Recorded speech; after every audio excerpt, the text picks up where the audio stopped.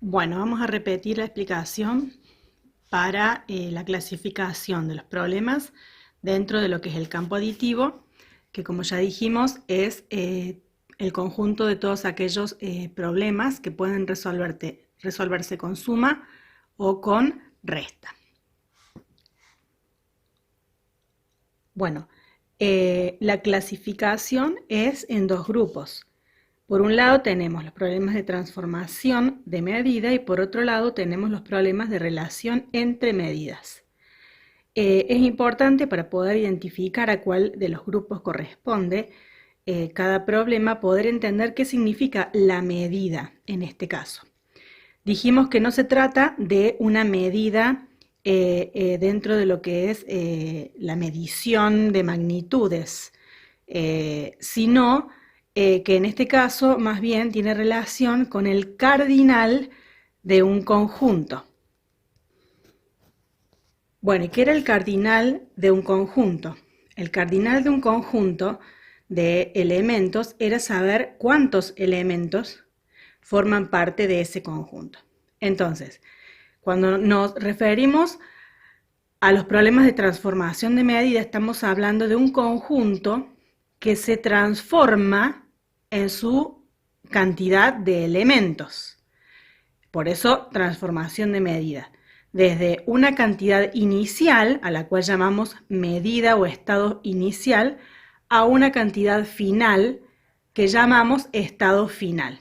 Bien, esa transformación puede ser de tal manera que ese conjunto aumente su cantidad, su cardinal, o lo disminuya. Entonces, el estado inicial, que sería la medida inicial del conjunto, se puede transformar a un estado final, ya sea aumentando su cantidad de elementos, su cardinal, o disminuyéndolo. Eso entonces va a determinar si la transformación de medida es positiva o negativa, en función de esa transformación que se produce. Bien. Por otro lado, en el problema de transformación de medida, nosotros podemos tener que encontrar distintos lugares, podríamos decir, de este proceso de transformación. Podemos necesitar conocer el estado final, que puede ser la mayor cantidad de problemas, los más comunes, pero también puede ser que necesitemos conocer el estado inicial o la transformación que se produce de esa medida. Por lo tanto, podemos llegar a tener 6 tipos de problemas. Esto sería un diagrama de árbol. Tiene relación, si nosotros lo relacionamos con el campo multiplicativo, esta forma de organizar las distintas posibilidades que tenemos de problemas sería un problema de combinatoria, podríamos decir. Tenemos en total 6 posibilidades de problemas de transformación de medida. Ahora, para poder identificar de alguna manera nuestros problemas, es importante que podamos recurrir también al sentido de los problemas. Por ejemplo, si nosotros tenemos una transformación de medida positiva, vemos que nuestro conjunto se transforma aumentando su cantidad de elementos. Por lo tanto, podemos tener dentro de este conjunto de problemas sentidos de, por ejemplo, reunir o agregar elementos. En cambio, si nos referimos a los problemas de transformación negativa, podemos encontrar, por ejemplo, los sentidos de quitar o perder. Bien. Ahora el otro tipo de problemas que serían los de relación entre medidas. En este caso, no tenemos un único conjunto cuyo cardinal se modifica, sino que tenemos, podemos decir, dos conjuntos. Por ejemplo, cuando hablamos de la edad, cuando decimos mayor que o menor que en términos de cantidad de años, ¿sí?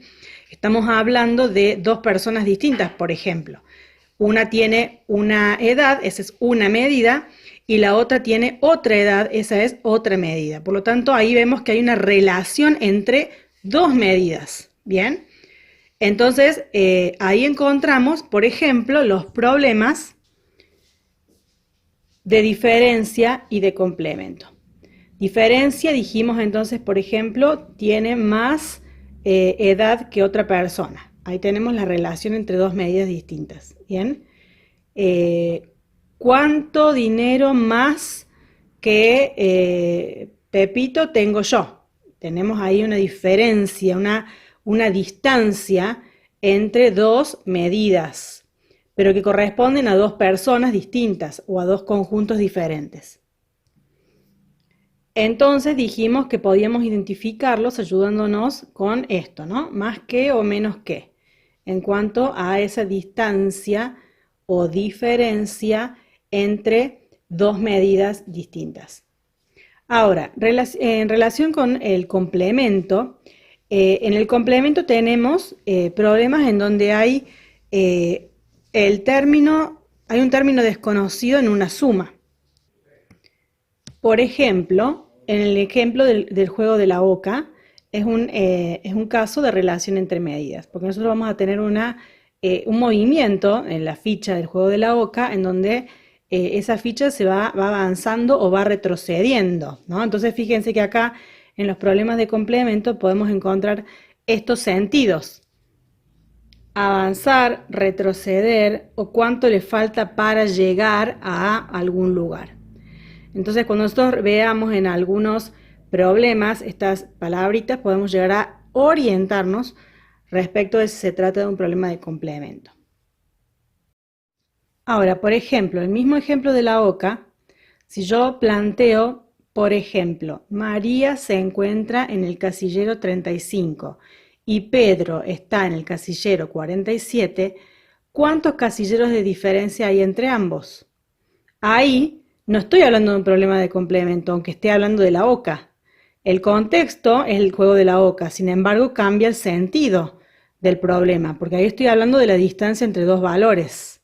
Entonces, fíjense cómo el contexto puede ayudarme, pero no me puedo atar al contexto, porque puede ser que surja que en un mismo contexto se puedan plantear problemas con distintos sentidos. Otro contexto, el de los caramelos tan famosos que estuvimos viendo, ¿no? Que por supuesto es un contexto muy simple que nos ayuda a entender.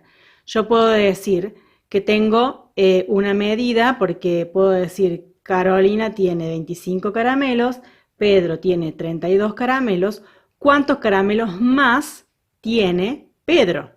Entonces, aunque esté hablando de un conjunto de caramelos, no hablo de transformación, porque quiero saber cuántos más. Entonces, también es un problema de diferencia. Entonces, el problema de los caramelos, que lo vimos mucho acá, el conjunto que se transforma, en función del sentido, el sentido podríamos decir que es lo que tengo ahí en las nubecitas, ¿no?